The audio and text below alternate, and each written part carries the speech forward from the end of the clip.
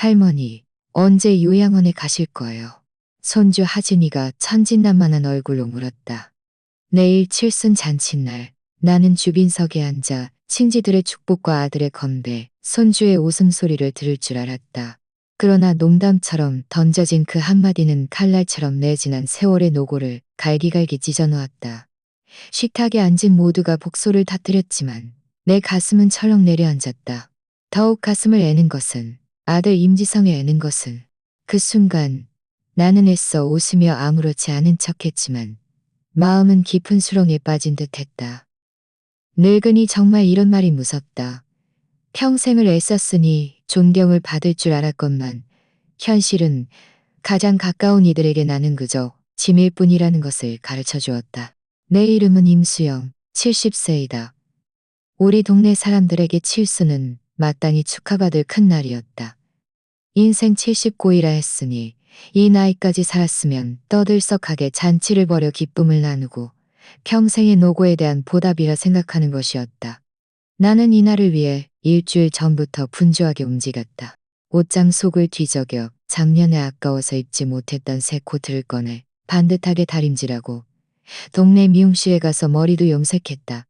검은 머리에 붉은 기가 살짝 도는 것이 훨씬 생기 있어 보였다. 거울 속 내 모습은 주름은 많아졌지만 그래도 깔끔했다. 속으로는 오늘이 내 생신이니 아들과 며느리가 따뜻한 말 한마디쯤은 해주겠지. 손주가 할머니 생신 축하해요. 한마디만 해줘도 만족할 터였다. 잔치는 호텔룸에서 하기로 했지만 직접 요리해야 집밥의 정이 느껴질 것 같았다. 장을 보며 이번에는 6상을 차려야지. 오랜 친구들과 친척들을 모두 초대해야지. 돈 쓰는 것은 아깝지 않다고 생각했다. 나는 지난 세월 아끼고 아껴가며 연금을 모았고 남편이 남겨준 재개발 보상금까지 있으니 든든했다. 가장 중요한 것은 모두에게 내가 잘 지내고 자식들이 효도하는 모습을 보여주내고 잔칫날 친척들이 속속 도착했다. 어떤 이는 생신떡을 들고 왔고 어떤 이는 술을 들고 왔다. 모두들 큰 잔치, 큰 경사로군요. 라고 인사했고 나는 그들을 맞이하며 마음속이 훈훈해졌다. 호텔룸에는 붉은색 차가 걸려 있었고 식탁 위에는 잔치국수와 생신떡이 보기 좋게 놓여 있어 겉보기에는 정말 떠들썩한 분위기였다. 그러나 가장 가까운 이들 때문에 내 마음은 차갑게 식어버렸다. 내 며느리 장희정은 세련된 트렌치코트를 입고 하이힐을 신고 들어섰다. 친척들을 맞이하는 것도 돕지 않고 조용히 앉아 고개를 숙여 핸드폰만 보고 있었다. 내 아들 임지성은 어색하게 웃으며 내게 술 한 잔을 따라주었다. 어머니, 오늘 고생 많으셨어요. 나른 건성으로 내뱉더니 돌아서서는 아내와 아들이 앉은 테이블로 가서 며느리에게 반찬을 챙겨주기 바빴다. 손주 이마주는 말할 것도 없었다. 의자에 엉덩이를 붙이자마자 핸드폰을 꺼내 온통 화면에 얼굴을 꺼내 온통 화면에 얼굴을 붙이자마자 많은 사람이 왔으니 다른 사람들이 이상하게 생각하게 둘 수 없었다. 술이 몇 순배 돌고 모두 잔을 부딪히며 분위기가 무르익을 때였다. 갑자기 장희정이 젓가락을 내려놓고 비웃는 듯한 말투로 입을 열었다. 하준아, 우리 게임 하나 할까? 할머니가 언제쯤 요양원에 가셨으면 좋겠어. 그 말이 나오자마자 식탁 위는 순간 정적에 휩싸였다. 이건 분명 고의였다. 어떤 이들은 어색하게 웃으며 몰래 나를 훔쳐보았다. 평소에 뒤에서 차갑게 대하는 건 참을 수 있었지만 오늘 이렇게 많은 사람 앞에서 나를 망신주다니. 나는 식탁 위의 홍수어를 응시하며 못 들은 척 애썼다. 그러나 마음속은 갈갈이 찢어지는 듯했다. 손주가 고개를 들고 눈을 깜빡이며 천진난만한 얼굴로 말했다. 내일. 그러나 그 웃음소리들은 내 귓속에서 칼날처럼 내 마음을 핥히었다. 내일. 그러나 그 웃음소리들은 내 귓속에서 칼날처럼 누군가 즉시 웃음을 터뜨렸다.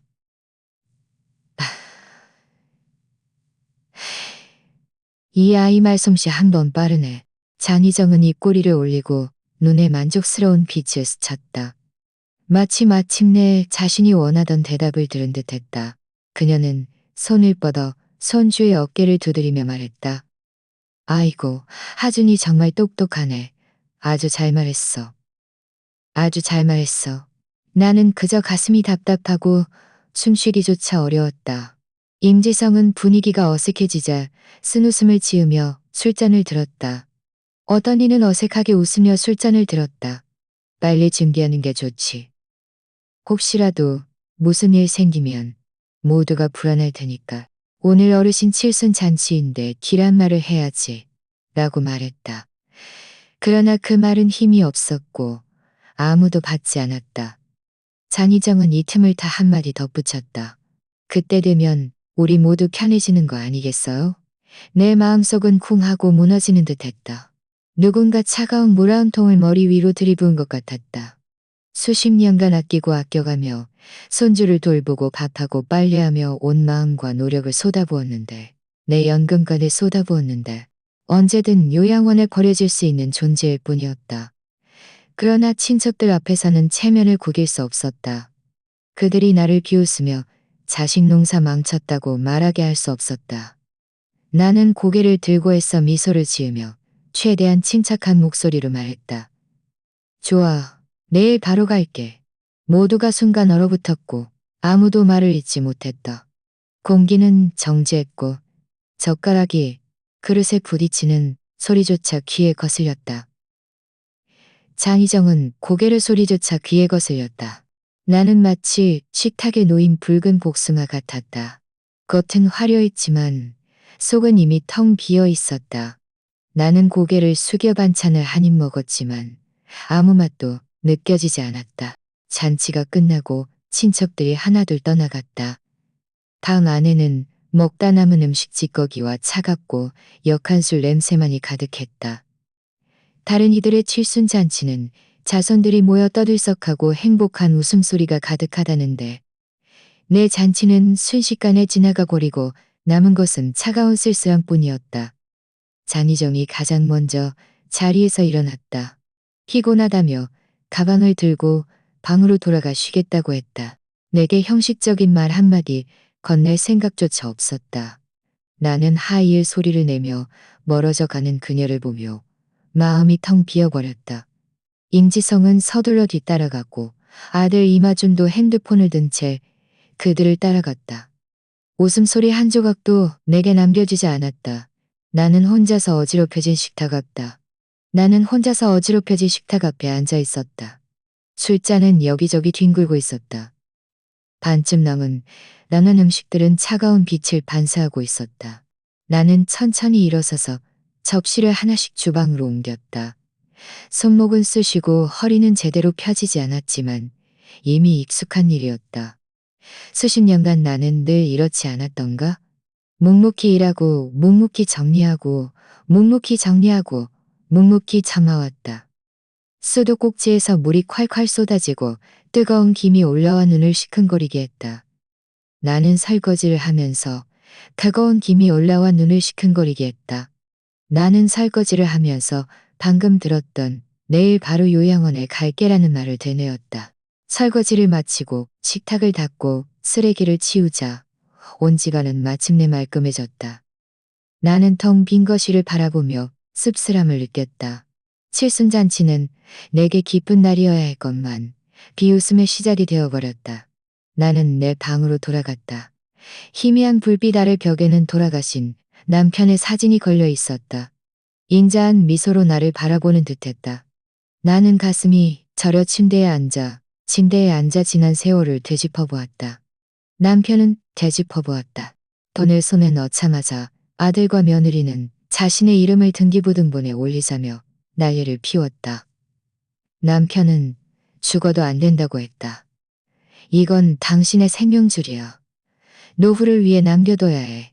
자식들이 효도하면 당연히 돌봐주겠지만 불효하면 우리도 기댈 곳이 있어야 하잖아. 불효하면 우리도 기댈 곳이 있어야 하잖아. 나는 그날 장희정이 당장 얼굴을 바꾸며 이름을 올리지 않으면 이혼하겠다고 말했던 것을 기억한다. 나는 겁이 나서 나중에 남편이 병이 깊어졌을 때 임종 직전까지 내 손을 잡고 목이 쉬어라 말했다. 집은 절대 저들에게 주지 마. 이 집이 바로 당신의 목숨이야.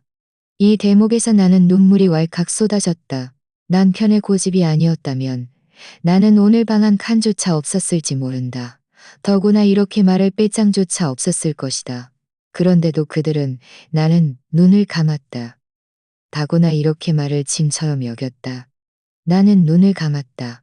머릿속에는 지난 세월의 파편들이 감았다. 그때는 살림이 빠듯했지만 나는 아껴 먹고 아껴 입으며 모든 돈을 아들에게 썼다. 나중에 아들이 직장을 얻고 장희정과 결혼한 지 얼마 되지 않아 손주가 태어났다. 그 몇 년간 나는 거의 목숨을 바치다시피 했다. 낮에는 장을 보고 밥을 하고 밤에는 아이를 돌봤다. 손주가 심하게 울면 나는 아이를 돌봤다. 손주가 심하게 울면 나는 아이를 안고 당일을 아이를 맞다. 허리 디스크는 그때 생긴 병이었다. 그러나 나는 한 번도 불평이었다. 어머니, 정말 좋으시네요. 라고 말했던 것을 기억한다. 나는 마음이 따뜻해졌고 마침내 가족으로 받아들여졌다고 생각했다. 그러나 얼마 지나지 않아 그녀는 내가 만든 음식이 입에 맞지 않는다며 시골 사람 입맛이 너무 강하다고 불평했다. 내가 입은 옷이 촌스럽다며 창피하다고 했다. 주방에서 내가 땀을 뻘뻘 흘리며 바쁘게 일하고 있으면 그녀는 들어오자마자 코를 찡그리며 말했다. 어머니, 기름 냄새가 너무 심해요. 그 순간 내 마음은 누군가 발로 짓밟은 것 같았지만 나는 애써 웃으며 앞으로 창문을 더 자주 열겠다고 말했다. 한 번은 내가 식탁을 닦는 것을 잊었는데 그녀는 지성이 앞에서 내 코를 가리키며 말했다. 이렇게 더러운 주방을 어떻게 참으세요? 위생관념이 없으시면 손주도 병에 걸려요. 나는 너무 서러워서 울고 싶었지만 고개를 들어보니 지성은 고개를 숙이고 아무 말도 하지 않았다. 그 순간 고개를 숙이고 아무 말도 하지 않았다. 아무리 서러워도 감히 말하지 못했다.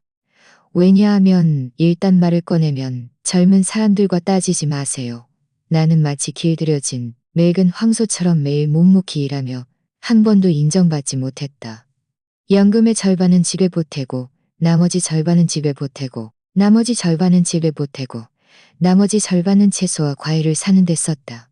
날마다 나는 스스로를 그들의 가정부로 여겼지만 그들은 나를 한 번도 가족으로 생각한 적이 없었다. 그들 눈에는 내가 그저 늙은 짐짝일 뿐이었어요. 언제든 요양원에 버려질 수 있는 집 말이에요. 마음속의 상실감은 넘어지는 것보다 더 아팠다. 칠순잔치 이후로 내 마음속은 마치 커다란 바위에 짓눌린 듯 숨쉬기조차 힘들었다. 내일 바로 요양원에 보내자는 말이 계속 귓가에 맴돌았다.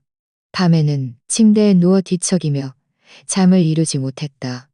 마음속은 천 갈래만 갈래 찢어지는 듯했다. 다음 날 아침 일찍 나는 여전히 평소처럼 일어나 밥을 치웠다. 늙은이 몸이 일찍 일어나는 것에 익숙해져 새벽 5시가 조금 넘어 날이 밝아오면 나는 시장에 가서 장을 봤다. 시장 상인들은 모두 나를 알아보고 이 아주머니 또 장 보러 오셨어요? 라고 웃으며 인사했다. 나는 웃었지만 마음속은 텅 비어 있었다. 생선과 푸성귀를 사서 그들에게 생선 매운탕을 끓여줄 생각이었다. 그때 핸드폰 띵 소리가 들려줄 생각이었다. 날씨가 추워졌으니 따뜻한 국물을 마시면 좋겠지. 고개를 들어보니 식탁 위에 놓인 아들의 노트북 컴퓨터 화면이 번쩍였다. 어젯밤에 쓰고 끄지 않은 모양이었다. 나는 전원 버튼을 눌러 끄려고 다가갔다. 화면이 저절로 켜지더니 채팅창 하나가 떴다. 그룹 이름은 선명하게 행복한 우리 가족이라고 쓰여 있었다. 나는 순간 멍해져 무의식적으로 클릭했다. 그렇겠다. 나는 순간 멍해져 무의식적으로 클릭했다. 그 안에는 장희정이 찍은 사진 한 장이 떴다. 주방 싱크대 위에 내가 방금 사용한 냄비가 방금 사용한다다. 그 아래는 줄줄이 답글이 달렸다. 임지성은 한숨 쉬는 이모티콘과 함께 참아봐. 몇 년만 더 지나면 요양원에 보내면 돼. 라고 썼다. 내 손가락은 떨렸고 눈은 화면에 고정되었다. 이어서 이마준이 오는 이모티콘을 잔뜩 보내며 할머니 말 안 들으면 돼 라고 썼다. 나는 급히 노트북을 닫았다. 나는 급히 노트북을 다갑게 식어버렸다. 내 마음은 한순간에 차갑게 식어버렸다.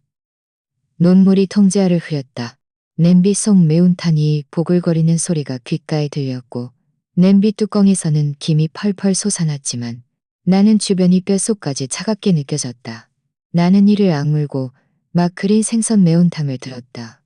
그들이 집에 돌아와 이 국물을 마시면 마음이 조금 따뜻해질까 생각했지만 그 몇 줄의 글자를 손이 떨려 국물을 쏟을 뻔했다.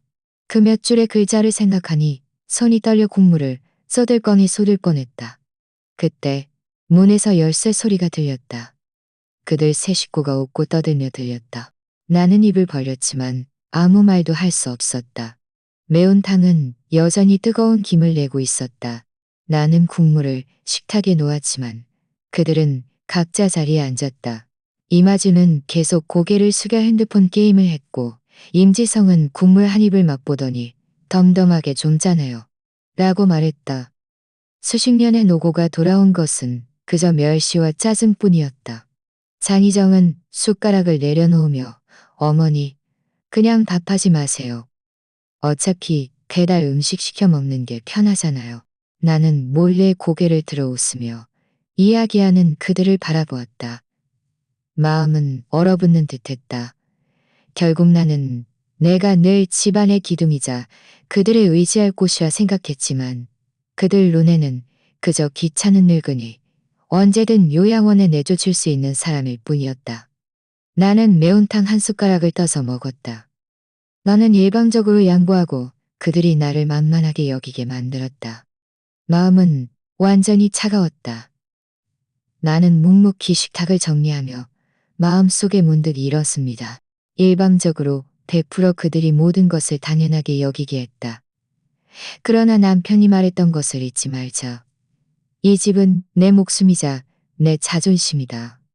어쩌면 나는 남편의 말을 들었어야 했다. 그 순간 내 마음속에 작은 씨앗 하나가 심겼다.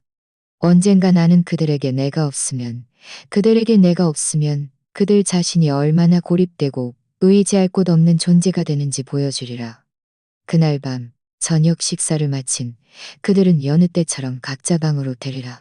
설거지를 하면서 그들이 뒤에서 했던 말들이 마치 망치처럼 내 심장을 끊임없이 두드리는 것 같았다. 그러나 나는 내색할 수 없었다. 겉으로는 아무 일도 없었던 것처럼 웃어야 했다. 하지만 마음속에서는 이미 불길이 치솟고 있었다. 날마다 똑같이 흘러갔지만 사람들을 바라보는 내 눈빛은 달라졌다.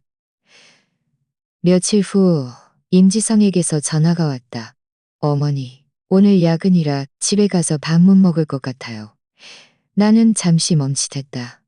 원래는 몸 조심해라라고 말하려 했지만 입 밖으로 나온 말은 닿았다. 나는 여전히 평소처럼 푸짐한 상을 차렸다. 돼지갈비찜, 생선찜, 나물볶음, 계란탕. 예전에는 그들이 안 온다고 하면 밥상이 식을 때까지 기다리다가 결국 혼자 대충 몇 숟갈 떠먹었다.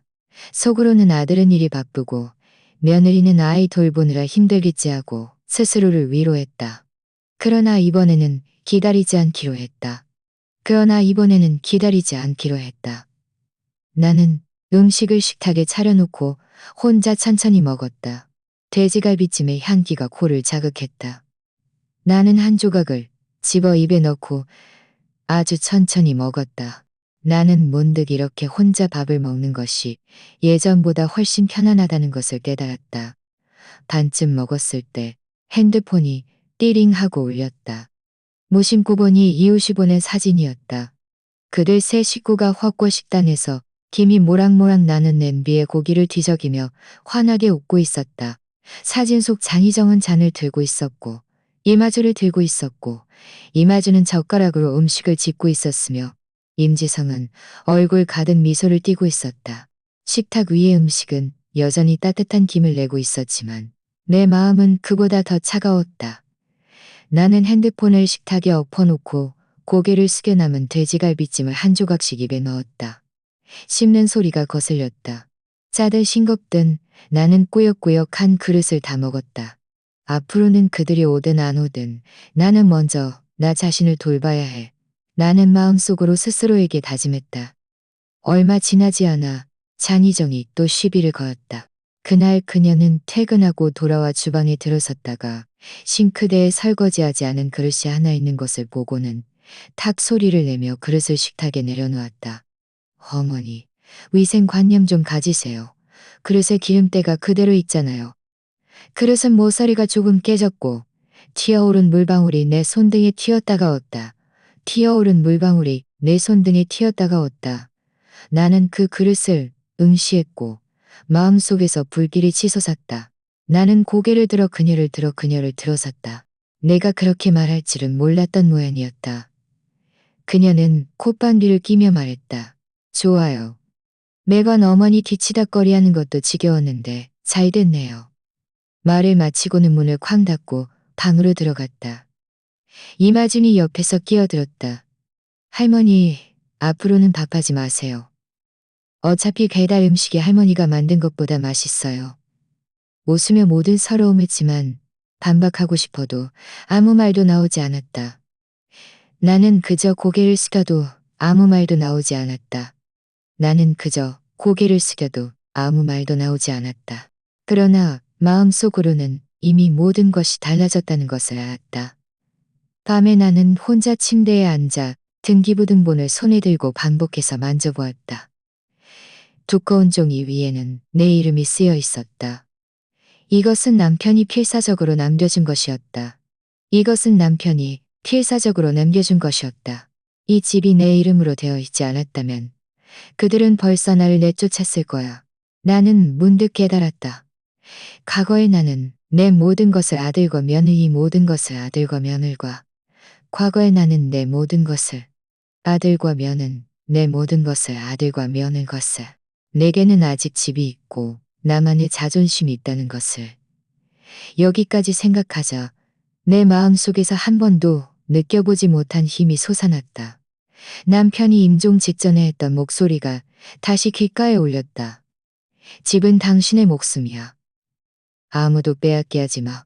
나는 손으로 그 글자들을 조심스럽게 어루만지며 마음속으로 맹세했다. 누구도 내 손에서 이 집을 빼앗아 갈 생각은 하지 마라. 다음 날 아침 나는 여전히 평소처럼 일어나 밥을 지었지 마라. 장희정이 주방에 들어왔다가 식탁 위에 국수 한 그릇만 있는 것을 보고는 차가운 목소리로 물었다. 왜 모두의 밥은 안 했어요? 나는 고개를 들고 웃으며 말했다. 나 혼자도 먹어야 하지 않겠니? 그녀는 미간을 찌푸리며 무언가 말하려 했지만 나는 몸을 돌려 국수 그릇을 내 방으로 가져갔다. 거실에서 그녀가 저 늙은 망할 할망구가 무슨 짓을 하는지 모르겠네. 라고 중얼거리는 소리가 들렸다. 저녁에 임지성이 돌아와 집 안이 조용한 것을 보고는 어머니, 오늘 밥 안 하셨어요? 라고 물었다. 나는 웃으며 말했다. 너희들은 며느리랑 손주랑 같이 먹는 걸 가장 좋아하잖아. 밖에는 헛고도 있고 고기구이도 있고 고기구이도 있고 내가 만든 것보다 훨씬 맛있을 텐데. 그는 멍해졌다. 입술이 움직였지만 아무 말도 하지 않았다. 나는 고개를 숙인 그의 뒷모습을 바라보았다. 마음속에서 처음으로 아픔이 아닌 차가움으로 할 일은 했고 하지 말아야 할 일은 한마디도 하지 않았다. 겉으로는 여전히 웃는 얼굴의 할머니였지만 마음속으로는 모든 것을 꿰뚫어보고 있었다. 그들은 내가 여전히 마음대로 부릴 수 있는 어머니라고 생각했지만 나는 알고 있었다. 진정한 칼자루는 내 손에 쥐어 있다는 것을. 그것은 바로 집이었다. 나는 적절한 때를 기다려 그들에게 내가 없으면 이 행복한 우리 가족이 결코 지탱될고 나는 그날 햇살이 유난히 눈부셨던 것을 기억한다. 마치 집안의 모든 세세한 부분을 굳이 환히 비춰 마음속의 난감함을 숨길 곳 없게 만드는 듯했다. 그러나 나는 식탁 위에 그 잔, 평범한 우유잔이 더 기억에 남는다. 가장자리에 반쯤 마시다 남은 우유 얼룩이 그대로 있었다. 별것 아닌 잔이었지만 그 순간 그것이 도화선이 되었지만 그 순간 그것이 도화선이 되었다. 고호의 나는 망설임 없이 싱크대로 가더니 그 잔을 들었다. 주방에는 아직 치우지 않은 그릇 몇 개가 남아 있었다. 잔에는 희미한 우유 얼룩이 끈적하게 남아 있었다. 그녀는 갑자기 잔을 집어 던졌다. 쨍 소리와 함께 잔은 싱크대 모서리에 부딪혀 작은 조각으로 부서졌고 물방울이 사방으로 튀었다. 어머니, 그릇 좀 깨끗하게 씻을 수 없어요? 이놈의 습관은 도대체 뭐예요? 그녀의 목소리는 칼날 같았고 승리감에 가득 차 있었다.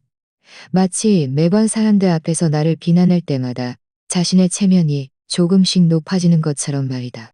수십 년간 이 집을 위해 애썼는데 겨우 이런 사소한 일로 내 앞에서 화를 내다니. 평소에 나라면 고개를 숙이고 사과하며 다음부터 조심하겠다고 말하고 그릇을 치워 몰래 다시 씻은 후 애써 웃는 얼굴을 지었을 것이다. 그러나 오늘의 나는 더 이상 연기하고 싶지 않았다. 나는 고개를 들어 그녀를 보았다. 내 목소리는 생각보다 훨씬 착했다. 그 잔은 누가 마신 거니? 옆에 있던 손주도 엄마의 말투를 따라했다. 할머니, 앞으로는 쓰지 마세요. 저한테 병 옮기지 마시고요. 말하면서 입술을 삐죽거렸다. 마치 TV에서 배운 듯한 모습이었다. 나는 마음속이 무언가에 의해 조금씩 텅 비어가는 것 같았다. 젊었을 때 나는 이 가정을 위해 모든 것을 계획하고 한 푼을 두 푼처럼 아꼈어. 한 푼을 두 푼처럼 아꼈었다. 손주가 태어났을 때 밤새도록 젖을 먹여재웠고 낮에는 일하면서도 틈투를 먹여재웠고 낮에는 일하면서도. 그러나 그들 눈에는 나는 그저 자리만 차지하는 늙은이, 몸이 불편해서 빨리 아무도 방해하지 않는 곳에 안치되어야 할 존재일 뿐이었다. 나는 묵묵히 식탁 위에 따뜻한 반찬들을 치웠다. 마음속으로는 이미 이 분노를 더 이상 삼킬 수 없다고 생각하고 있었다. 마음속으로는 이미 이 분노를 더 이상 삼킬 수 없다고 생각하고 있었다. 그는 내 편에 초인종이 울려섰다. 마치 이해 득실을 계산하는 듯했다. 분위기가 심상치 않은 것을 보고는 미가는 것을 보고는 미가는 것을 보고는 미가는 것을 보고는 분위기가 심상치 않은 것을 보고는 지성아, 끼어들지 마. 장희정이 차갑게 말했다. 어머니를 왜 맨날 감싸죠? 이 말을 할 때 그녀의 눈빛은 마치 내 편에 서지 않으면 저 여자 편에 서는 거야. 라고 도발하는 듯했다. 임지성은 침을 꿀꺽 삼키더니 짜증 섞인 목소리로 말했다. 어머니, 평소에도 위생에 좀 신경 쓰세요. 맨날 우리 걱정시키지 마시고요. 맨날 우리 걱정시키지 마시고요. 내 가슴을 찔렀다. 소위 그의 걱정이라는 것이 오이라는 것이 오이라는 것이 오이라는 것이. 나는 갑자기 얼굴이 화끈거렸지만 수치심이 아니라 분노였다. 분노가 가슴에서 목구멍까지 차올랐고 결국 차가운 목소리로 한마디가 되어 터져나왔다. 그렇게 싫으면 앞으로는 나한테 의지할 생각도 하지 마. 장희정은 비웃으며 콧방귀를 뀌었다. 그럼 어머니 혼자 사세요. 우리도 어머니 혼자 사세요. 그녀는 옷장 속에 짐을 쑤셔 넣기 시작했다. 동작은 단호했고 마치 수백 번 예행 연습했다. 아이의 작은 손이 그녀의 바지가랑이를 붙잡았고 눈물은 그렁그렁했다. 임지성은 옆에 서서 얼굴이 새파랗게 질려 있었다. 그는 다가와 아내의 팔을 잡았다. 충동적으로 그러지 마. 이러지 마. 그러나 그의 눈빛에는 단호함보다 어쩔 수 없다는 듯해는 단호함보다 어쩔 수 없다는 듯 끌려가는 모습이 더 컸다. 나는 이 가족을 응시했다. 그들이 짐을 싸는 모습을 보며 마음이 갈갈이 찢어지는 듯했다. 불평은 했지만 그들을 내쫓는 듯했다. 그들에게 존중이 무엇인지 알려줘야 했다. 나는 일어서서 작지도 크지도 않은 목소리로 말했다. 너희들 가려면 가. 짐도 다 챙겨가. 장희정은 돌아섰다. 눈에는 놀라움과 분노가 뒤섞여 있었다. 어머니, 지금 뭐 하시는 거예요? 지금 뭐 하시는 거예요? 너무 지나치지 마세요. 임지성이 갑자기 한 걸음 앞으로 다가서더니 목소리에 거친 기색을 띠고 말했다. 어머니가 굳이 이렇게 하시면 제가 어머니를 돌보지 않는다고 해도. 그 말은 마치 무거운 망치처럼 내 머리를 내리쳤다. 수십 년간 나는 몸과 마음을 이 가족에게 바쳤는데 돌아온 것은 원망하지 마세요라는 말이라니. 그는 나를 경고하고 위협하고 스스로를 내쫓고 있었다. 나는 그의 눈을 응시하며 천천히 세 글자를 내뱉었다. 나는 그의 눈을 응시하며 천천히 세 글자를 내뱉었다. 다 꺼져. 그 말이 터져 나오는 순간 집안은 마치 폭발하는 듯했다. 어머니, 지금 우리를 악물고 말했다. 나는 그녀의 말을 끊고 차분한 목소리로 말했다. 너희들 짐 챙겨서 나가. 이틀 안에 방을 비워. 그렇지 않으면 너희들이 필요 없는 물건으로 알고 온 밖에 버릴 거야. 이 말을 할 때 나는 그들의 얼굴색이 변하는 것을 보았다. 이마주는 흐느끼기 시작했고 엄마의 바짓가랑이를 놓지 않았다. 장희정은 눈물을 흘리며 여행 가방을 끌고 뒤도 돌아보지 않고 나갔다. 문희, 황희정은 하고 뒤도 돌아보지 않고 나갔다. 나는 이런 장면이 다른 사람들의 눈에는 다소 극적일 수 있다는 것을 알았다. 그러나 내 마음 속에는 이것이 순간적인 충동이 아니라 수년간 쌓인 원한의 폭발이었다. 아들은 문 앞에서 뒤돌아 나를 보았다. 눈에는 복잡한 감정이 담겨 있었다. 그는 무언가 더 말하고 싶었을 것이다. 만회하려 했을 수도 있고, 애원하려 했을 수도 있고, 애원하려 했을 수도 있고, 애원하려 했을 수도 있고, 애원하려 했을 수도 있다. 그러나 나는 나는 여자였다.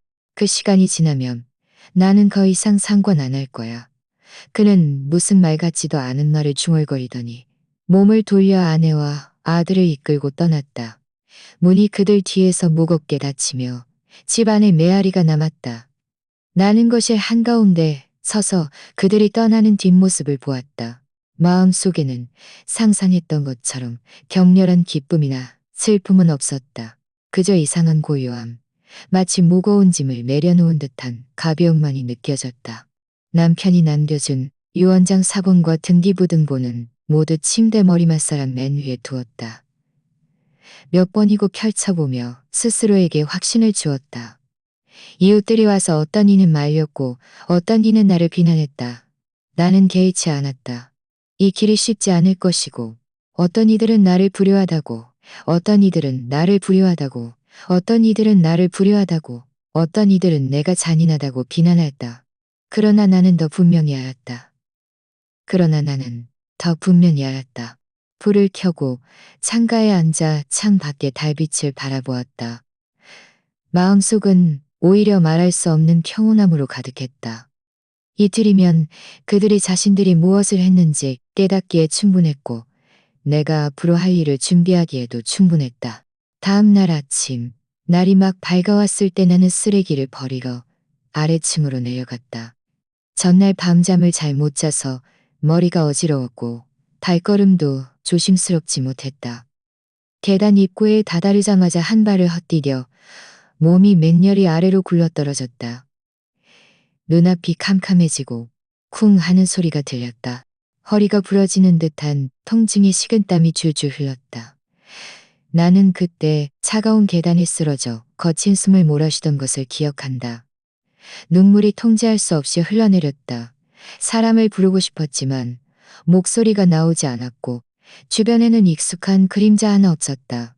그 순간 나는 내가 정말이지 홀로 고립된 존재라는 것을 온듯 깨달았다. 이웃들이 소리를 듣고 급히 나와 나를 병원으로 옮겼댔다. 검사 결과 거립달았다. 의사는 누군가 돌봐주는 것이 가장 좋다고 권했다. 나는 마음이 저려왔다. 누가 돌봐준단 말인가? 누가 올까? 다음 날 나는 결국 아들에게 전화를 걸었다. 전화 저편에서 임지성의 차가운 목소리가 들려왔다. 어머니 어떻게 넘어지셨어요? 의사는 뭐라고 해요? 어떻게 넘어지셨어요? 의사는 뭐라고 해요? 나는 애써 말을 이어갔다. 넘어져서 다쳤고 한동안 입원해야 한대. 전화 접혀는 몇 초간 침묵했다. 그의 말투가 갑자기 차간 침묵했다. 그 순간 내 귓속에서 옹 하는 소리가 들렸다. 손에 든 핸드폰을 놓칠 뻔했다. 즉 그의 입으로는 돌본다고 말했지만 실제로는 적나라한 거래를 제안하고 있었다.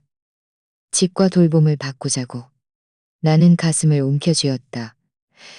눈물이 끊어진 진주 목걸이처럼 흘러내렸다. 잠시 후 그는 하지말 애쓴 대가가 평생을 애쓴 대가가 겨우 이 말이었단 말인가. 지성아, 내가 네 엄이다. 낯선 사람도 아니고 낯선 사람도 아니고 너는 집 때문에만이고 어머니 저도 어쩔 수 없잖아요. 일찍 저에게 명의 이전 해주셨으면 우리 가족도 진작 안정될 수 있었을 텐데요.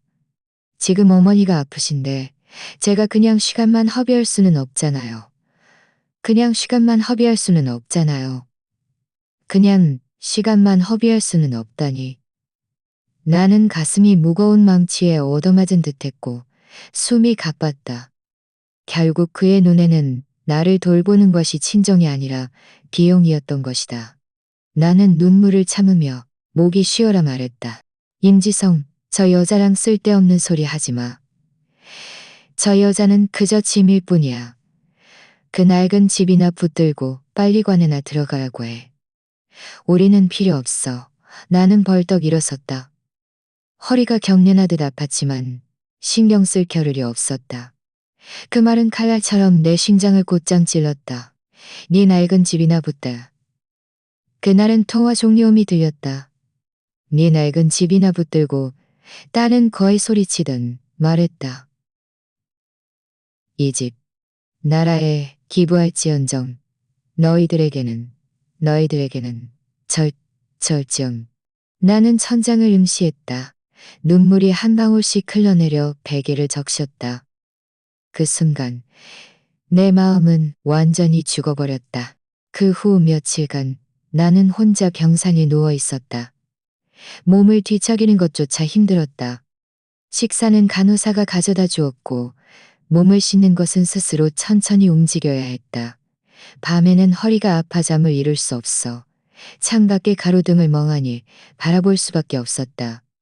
옆 침대 할머니는 자식들이 번갈아 찾아와 과일과 따뜻한 국물을 가져다 주었다. 그녀는 그곳에 편안한 얼굴로 누워 있었다. 그녀가 내게 말했다. 자식들이 효도하면 병도 그리 고통스럽지 않아요. 나는 웃었지만 눈물이 떨어질 뻔했다. 효도는 내게 이미 사치스러운 꿈이었다. 나는 문득 깨달았다. 더 이상 어떤 환상도 품어서는 안 된다는 것을. 남편이 죽기 전에 했던 말이 옳았다. 집은 내 목숨이자 마지막 자존심이다. 나라는 것은 내 목숨이자 새망치처럼 모든 망설임을 부숴버렸다. 그들이 원하는 아서림을 부숴버렸다. 친정은 이미 사라졌다. 그 순간부터 나는 아들과 닿았다. 태어나는 날 나는 혼자 지팡이를 짚고 병원 문을 나섰다. 바람이 얼굴에 차갑게 스쳤지만 마음은 오히려 투명하게 맑아졌다.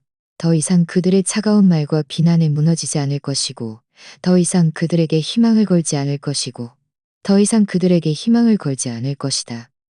비록 나 혼자일지라도 나는 내 자존심을 지키며 살아가리라. 내가 아직 병산에 누워있을 때 언니 임기분 냄지라고 열번이 하동이 써 달려왔다. 동생아, 대체 어떻게 된 거야?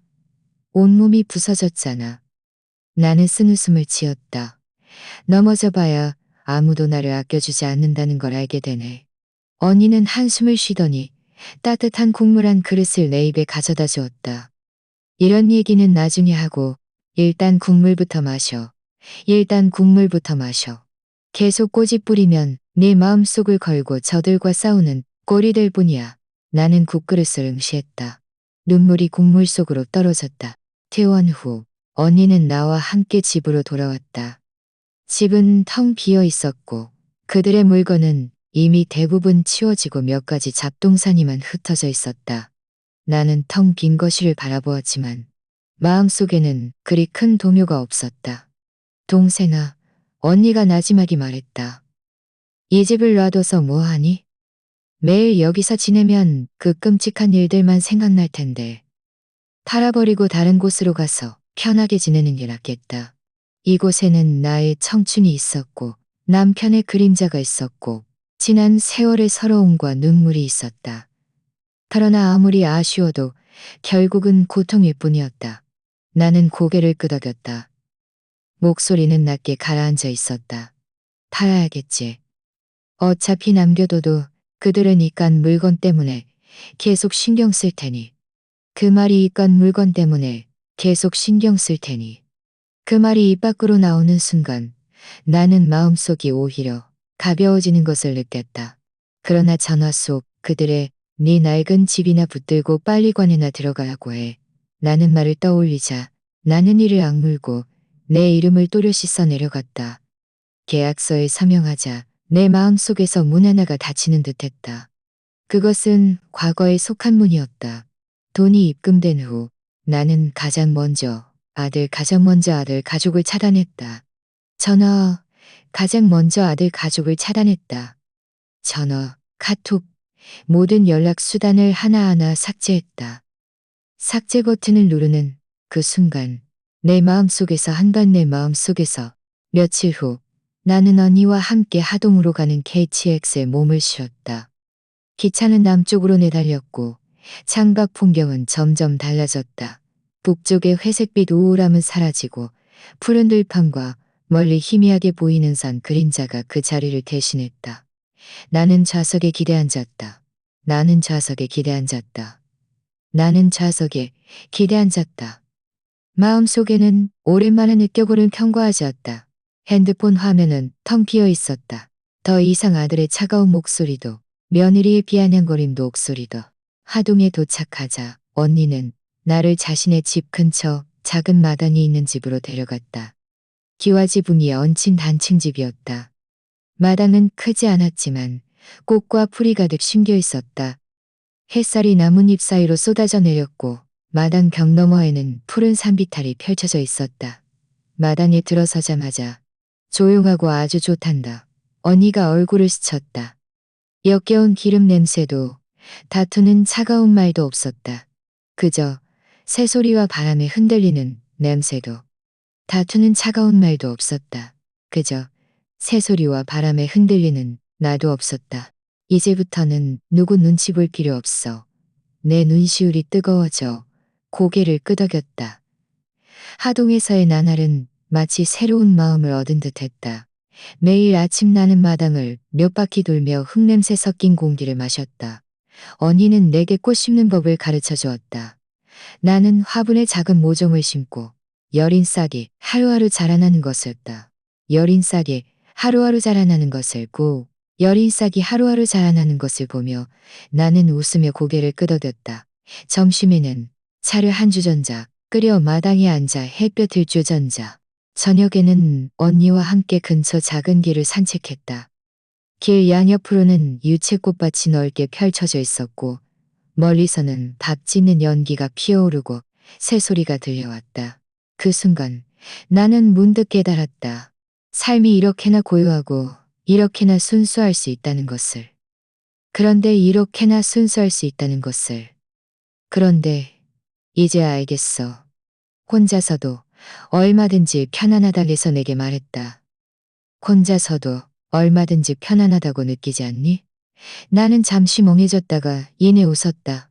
나는 더 이상 그들의 차가운 눈빛 속에서 존재감을 찾을 필요가 없었고 그들의 멸시를 두려워할 필요도 없었다. 나는 처음으로 깨달았다. 고독은 두려운 것이 아니었다. 두려운 것은 희망을 다른 사람에게 걸었다가 거듭 실망하는 것이었다. 밤에 나는 마당에 앉아 하늘께 말했다. 수영아, 이제부터는 너 자신만을 위해 살아. 귓가에는 벌레 소리와 바람 소리만이 들렸다. 내 마음속에는 문득 한 번도 느껴보지 못한 평온도. 하동에 오기 전에는 그저 꽃을 키우고 햇볕을 쬐며 언니와 함께 지낼 생각뿐이었다. 그러나 한동안 지내다 보니 이곳에 관광객이 유난히 많다는 것을 알게 되었다. 여행 가방을 든 젊은이들을 끊임없이 오갔고 카메라를 맨 여행객들이 골목길을 누볐다. 그들의 얼굴에는 신선한 힐끄다 마당을 흘끗 보더니 말했다. 그들의 얼굴에는 신선한 뇌가 알아듣지 못하지만 활기 넘치는 말들이 가득했다. 여기서 지낼 수 있다면 더 좋을 텐데. 그 순간 내 마음속에 등불 하나가 켜지는 듯했다. 그래, 내게 이런 작은 마당도 있고 비어있는 방도 있고 솜씨도 있지. 나는 밥도 잘하고 사람도 잘 돌보는데 왜 작은 민박집을 열 수 없을까?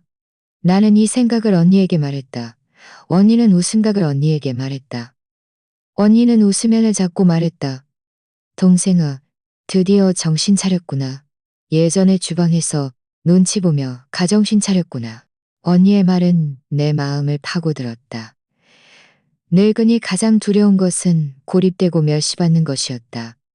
그러나 작은 민박집을 열어 매일 사람들이 드나들면 나는 주인이 되는 것이지 짐이 되는 것이 아니었다. 말하자마자 바로 시행에 옮겼다. 집을 팔아받은 돈 중 일부는 노후 자금으로 남겨두고 나머지는 민박집을 꾸미는 데 썼다. 이불은 내가 직접 꾼 무늬를 수놓은 것이었다. 인부를 불러 마당벽을 하얗게 칠하고 기와지붕은 붉은색으로 칠하고 나는 또 등록 몇 개를 사서 밤에 불을 밝히니 마당이 붉고 환해서 아주 경사스러운 분위기가 났다. 공사하는 며칠 동안 나는 매일 마당에 앉아 작은 집이 조금씩 변해가는 것을 보았다. 마음속도 함께 밝아졌다. 마침내 민박집 문을 여는 첫날이 왔다. 나를 문에 나무 팻말을 걸었다. 거기에는 수영인의 작은 마당이라고 쓰여 있었다. 바질은 수영인의 작은 마당이라고 쓰여 있어준 것이라 삐뚤빼뚤했지만 나름의 운치가 있었다. 아주머니, 여기서 묵을 수 있나요? 저희는 현지 생활을 체험하고 싶어요. 나는 서둘러 그들을 안으로 맞이하고 차를 따라주고 집에서 먹는 반찬 몇 가지를 볶아주었다. 그들은 연신 고개를 끄덕이며 맛있게 먹었다. 아주머니, 솜씨 정말 좋으세요. 식당 음식보다 훨씬 맛있어요. 그 순간 내 눈시울이 뜨거워졌다. 그 순간 내 눈시울이 뜨거워졌다. 수십 년간 집에서 밥을 지으면 돌아온 것은 날씨와 차가운 눈빛뿐이었는데 저희 SNS에 올릴 거예요. 그들이 웃고 떠드는 모습은 밤하늘을 밝혀주었고 내 마음도 밝혀주었다. 점차 민박집에 묵는 손님들이 늘어났다. 어떤 이는 서울에서 왔고 어떤 이는 부산에서 왔으며 심지어 강원도에서부터 여행 온 젊은이들도 있었다. 어떤 이들은 마당에서 차를 마시며 이야기도 기꺼이 들어주었다. 그들은 내 이야기도 기꺼이 들어주었다. 어떤 이들은 기타를 치며 노래를 불렀다. 나는 옆에 앉아 들었다. 비록 많은 노래를 불렀다. 저녁에 작은 테이블에 둘러앉아 나는 젊었을 때 방직 공장에서 일했던 나날들을 이야기하고 남편에 대해 이야기하고 아들을 키우느라 힘들었던 시간을 이야기했다. 그 젊은이들은 눈시울을 붉히며 들었다. 어떤 이는 나지막이 말했다. 아주머니, 정말 고생 많으셨네요. 이 말을 듣자 내 마음이 후들을 남겨주었네요. 이 말을 듣자 내가 기묘하니 인연을 맺었다. 걔들은 내졌다. 내 마음이 훈훈해져 눈물이 쏟아질 것 같았다. 결국 내 이야기도 누군가에게 들릴 수 있고 누군가에게 들릴 수 있고 수놓은 손수건, 엽서 한 장, 책 한 권. 나는 그것들을 선반 위에 진열했다. 가득 찬 모습이 마치 나만의 작은 명의의 전당 같았다. 마당은 점점 더 활기 넘쳤고 내 마음도 점점 더 뜨거워졌다. 장사가 큰 부자가 될 정도는 아니었지만 매달 수입은 내 생활비를 충당하고도 남았고 심지어 조금씩 저축도 할 수 있었다. 나는 더 이상 돈 때문에 걱정할 필요도 없었고 중요한 것은 내가 더 이상 멸시받던 늙은 아줌마가 아니라 수영인의 작은 마당의 주인 수영 아주머니, 환영받는 사람이 되었다는 것이었다. 한 번은 손님 한 명이 웃으며 내게 말했다. 아주머니, 아주머니, 이 작은 마당은 정말 집밥의 정이 느껴져요. 나는 잠시 멍해졌다가 이내 웃었다. 내 인생이 70세의 새로운 페이지를 넘길 수 있었다. 내 계집은 이미 사라졌다. 그러나 이제 내 마당이 바로 내 집이었다. 이곳에는 꽃이 있고 이곳에는 꽃이 있고 멸시받던 시어머니에서 따뜻한 민박집 아주머니로 나는 차 한 잔을 들고 나지막이 스스로에게 말했다. 수영아, 너는 드디어 네가 원하는 모습으로 살게 되었구나. 나는 하동으로 이사와 민박집을 열고 그 슬픈 과거를 뒤로하면 평온하게 살아갈 수 있을 줄 알았다. 그러나 어떤 사람, 어떤 일은 피하고 싶다고 피할 수 있는 것이 아니었다. 그날 오후 나는 마당에 앉아 햇볕을 쬐고 있는데 문 밖에서 임수영 씨, 법원 소환장입니다. 라고 외치는 소리가 들렸다. 나는 한참을 멍하니 있다가 겨우 정신을 차렸다. 묵직하고 차가운 종이를 받아들었다. 손가락이 미세하게 떨렸다. 그 위에는 임지성이 임수영을 상대로 아버지 유산 반환을 요구하는 소송을 제기했다는 내용이 또렷이 쓰여 있었다. 나는 그 글자들을 응시했다. 심장이 누군가에게 짓눌린 듯했다. 결국 여기까지 와서 나를 고소하다니. 이미 원고석에 앉아 있었다. 재판이 열리는 날 나는 혼자 지팡이를 짚고 법원에 들어섰다. 마음속은 차갑게 식어가는 듯했지만 나는 스스로에게 식어가는 듯했지만 지성은 양복을 입고 있었고 얼굴에는 내게 낯선 차가운 기색이 감돌았다. 장희정은 팔짱을 끼고 경멸하는 눈빛으로 나를 비웃었다. 어머니, 임지성이 입을 열었다. 그의 목소리는 법정 안의 불빛보다 더 차가웠다. 아버지가 돌아가신 후 남긴 집을 어머니 혼자 독차지하셨어요. 이건 저에게 불공평해요. 저는 그의 아들이고 상속권이 있어요. 그의 뻔뻔한 말에 내 심장이 옥신거렸다. 그의 뻔뻔한 말에 내 심장이 옥신거렸다. 사람이 너무 이기적이면 안 되죠. 그 집은 어차피 우리에게 돌아올 거예요. 그녀의 말투는 마치 당연한 일이라도 말하는 듯했다. 그러나 내 마음속은 격렬하게 요동쳤다. 판사가 내게 발언하라고 손짓했다. 나는 천천히 일어서서 목소리는 약간 떨렸지만 아주 단호하게 말했다. 판사님, 저는 그 누구의 것도 침해하지 않았습니다. 이 집은 저는 그 누구의 것도 침해하지 않았습니다. 이 집은 처음부터 저와 제 남편의 공동재산이었기 때문입니다. 이것은 제 남편이 생전에 작성한 공증유언장입니다. 그는 이 집이 오직 저에게만 속한다고 직접 말했습니다. 오늘과 같은 일이 생길 것을 대비해 특별히 공증을 받아두었습니다. 법정은 순식간에 정적에 휩싸였다. 판사는 유언장을 받아들고 한참을 진지하게 읽었다. 고개를 들더니 엄정을 받아들고 한참을 진지하게 읽었다. 고개를 들더니 엄정한 굳어버렸다. 이 유언장은 법률 규정에 부합하며 공증되어 유효합니다. 유언장에 의거하여 이 사건 부동산은 피고 임수영 씨의 소유입니다. 원고의 청구는 기각합니다. 선고가 내려지자 법정 안에는 웅성거리는 소리가 터져나왔다. 그 소리는 마치 무거운 망치 같았고 동시에 칼날처럼 모자 사이에 나는 마지막 한 줄기 끈까지 깨끗이 잘라내는 것 같았다.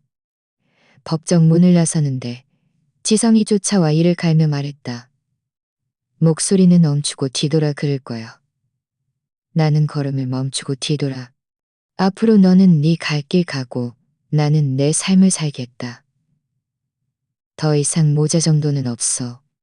그는 그 자리에 멈춰 서서 얼굴이 파랗게 질렸다. 장희정은 남편의 팔을 잡아 끌며 나지막이 욕설을 퍼부었다. 두 사람은 초라하게 멀어져 갔다. 나는 그들의 뒷모습을 바라보았다. 나는 그들의 뒷모습을 바라보았다. 마음속은 문득 텅 비었다. 마음속은 문득 텅 비었지만 이상한 고요함이 느껴졌다. 하동의 작은 마당으로 돌아와. 나는 마당의 등불아와. 나는 마당의 등불 하나를 밝혔다. 그 순간 나는 더욱 분명한 생각 하나를 가지게 되었다. 나는 마당에 있는 언니와 이웃들에게 말했다. 저는 이미 결정했습니다.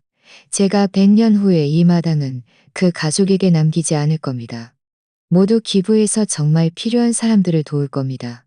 그 말이 있던 거일 겁니다. 그 말이 있다고가 아니라 다른 이들의 피난처가 될 것이었다. 왜냐하면 나는 마침내 내 평생 누구에게도 빚지지 않았다는 것을 길이지지 않았다는 것을 밤이 깊어 사람들이 잠들었을 때 나는 침대에 누워 마당 밖의 바람 소리를 들었다. 마음속으로는 법정에서의 한 장면을 계속 되뇌었다. 얼마나 많은 세월을 나는 일방적으로 양보하고 일방적으로 물러섰던가. 모자 정이 있을 것이라 믿었지만 결국 그들은 어머니가 아니라 내 집을 원했다는 것을 깨달았다. 이제 이 칼날이 내려쳐 인연이 끊어졌으니 나는 마침내 자유로웠다. 해가 천천히 저물어 갔다. 마당의 꽃과 풀들은 노을빛에 물들어 금빛으로 빛났다. 레몬나무 잎사귀들이 살랑거렸고 공기 중에는 꽃향기와 차향기가 섞여 있었다. 손님 몇 명이 나무 테이블 주위에 둘러앉아 있었다. 찻잔 속에서는 김이 모락모락 피어올라 빛 그림자 속으로 흩어졌다. 웃음소리가 끊이지 않았다. 나는 문 앞에 등나무 의자에 앉아 지팡이를 짚고 눈앞에 이 모든 것을 바라보았다. 마음속은 아주 평온했다. 마음속은 아주 평온했다. 마음속은 아주 평온했다. 몇 년 전까지만 해도 내가 차가운 주방에서 냉대를 견디고 있었다는 것을 누가 상상이나 했을까. 이제는 이 마당의 주인이 되어 수영이 되어 수영이 되어 수영산이나 했을까. 아주머니 어떻게 혼자서 이렇게 잘 지내세요? 나는 웃으며 찻잔을 내려놓았다. 이야기가 길어요. 예전에는 늘 다른 사람 눈치 보며 살았어요. 어머니는 희생하고 참아야 한다고 생각했죠. 그런데 결국 돌아온 것은 멸시뿐이었어요. 나중에야 깨달았죠. 노후는 스스로 책임져야 마음이 편하다는 것을요. 그녀는 잠시 멍해졌다가 눈에 서서히 눈물이 고였다. 나지막이 말했다. 아주머니, 그 말 정말 제 말했다. 나는 설거지를 하면서 그들이 부르는 낯선 멜로디의 먼 곳 노래를 들었다. 비록 들어본 적 없는 노래들이었지만 그 자유롭고 열정적인 기운은 내 마음속에 따뜻함을 불러일으켰다. 나는 젊은 시절의 나를 떠올렸다. 그때의 나도 노래 부르기를 좋아하던 아가씨였다. 방직 공장에서 언니들과 함께 콧노래를 흥얼거리며 며는 마치 20살로 돌아가리며 명랑하게 지냈다. 그러나 나중에 삶에 짓눌려 허리가 굽어지고 목소리는 나중에 삶에 짓눌려 허리가 굽어지고 목소리는 어느 날 이웃 한 분이 나지막이 임지선의 소식을 전해주었다. 나는 깜짝 놀라 손에 든 가위를 내려놓았다. 듣자 하니 그와 장희정은 이미 이혼했고 재정적인 문제로 어려움을 겪다가 얼마 전 경제 문제로 유죄 판결을 받았다고 했다. 소문은 무성하게 퍼져나갔다. 나는 조용히 모든 이야기를 들었다. 나는 조용히 모든 이야기를 들었다. 마음속이 미세하게 저려왔지만 이내 길게 한숨을 쉬었다. 한숨을 쉬고 나서 나는 몸을 돌려놔서 나는 몸을 돌려마서 나는 몸을 돌렸습니다. 운명은 스스로의 길을 가는 법. 나는 더 이상 아파할 힘도 구원할 힘도 없었다. 내가 할 수 있는 것은 그저 내 삶을 잘 살아가는 것뿐이었다. 밤의 마당에는 붉은 등롱이 켜지고 꽃향기가 가득했다. 손님들은 이야기꽃을 피우고 있었다. 나는 따뜻한 차 한 잔을 들고 천천히 마셨다. 나는 따뜻한 차 한 잔을 들고 천천히 밀려왔다. 갑자기 젊은 여자 손님에게 말했다. 아주머니, 정말 대단하세요. 과거에는 나는 멸시받던 시어머니였고 무시당하던 짐짝이었다. 그러나 이제는 다른 사람들의 눈에 존경받을 만한 사람이 되었다. 나는 마침내 깨달았다. 인생에서 가장 중요한 것은 누구에게 의지하는 것이 아니라 스스로를 인정하는 것이 아니라 스스로를 인정하는 것이라는 것을. 나중에는 마당에 오는 어르신들과 자주 이야기를 나누곤 했다. 그들도 각자의 고민이 있었다. 며느리에게 낸대받고 손주하는 일 있었다. 며느리에게 낸대받고 손에 자존심만 있다면 마음은 언제나 편안할 거예요. 그들은 늘 고개를 끄덕였고 눈에는 눈물이 번득였다. 나는 알고 있었다. 내가 말하는 것은 거창한 진리가 아니라 내 한평생을 통해 얻은 진실이라는 것을. 그날 저녁, 노을이 아름답게 지고 있었다. 마당에서는 누군가 노래를 부르고 아이들은 웃고 떠들었고 꽃과 풀들은 바람에 흔들렸다. 나는 등나무 의자에 앉아 눈앞에서는 누군가 노래 부르고 나는 등나무 의자에 앉아 눈앞에 이 모든 것을 나는 등나무 의자에 앉아 나는 차 한 모금을 마시고 나지막이 스스로에게 말했다. 늙어서도 품이 있고 독립적으로 살아가는 것, 그것이 가장 큰 행복이다. 임수용 씨의 한평생은 몇몇 순간으로 요약될 수 있지만 그것만으로도 사람을 가슴 아프게 하고 존경심을 불러일으킨다.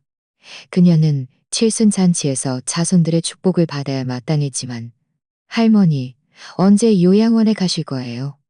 라는 한마디에 뼛속까지 차가워졌다. 그 떠들썩한 친척들의 웃음소리는 그녀의 귀 속에서 가장 잔인한 조롱이 되었다. 나중에 그녀는 자신이 행복한 우리 가족 단체 채팅방에서 제외되어 있다는 것을 알게 되었고 아들과 며느리는 그녀를 짐처럼 여겼다.